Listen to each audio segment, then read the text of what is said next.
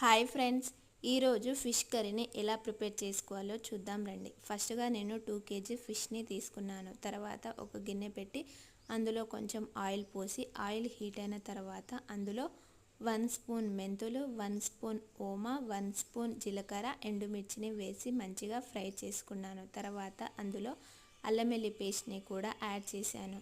అందులోనే మళ్ళీ టమాటా ముక్కలని కూడా యాడ్ చేశాను. అందులో కొంచెం పసుపు, సాల్ట్, కారం వేసి మంచిగా కలుపుకొని మూత పెట్టి బాగా ఉడికించుకోవాలి. ఇలా ఉడికిన తర్వాత అందులోనే మనం కట్ చేసి పెట్టుకున్న ఫిష్ ముక్కలను కూడా యాడ్ చేయాలి. అందులోనే చింతపండు రసాన్ని కూడా యాడ్ చేయాలి. కొంచెం వాటర్ని కూడా పోసుకోవాలి పులుపు కోసం. మూత పెట్టి బాగా ఉడికించుకోవాలి. ఇలా ఉడికిన తర్వాత అందులో ధనియాల పౌడర్ని కూడా యాడ్ చేయాలి. తర్వాత కొత్తిమీరని కూడా వేసుకోవాలి.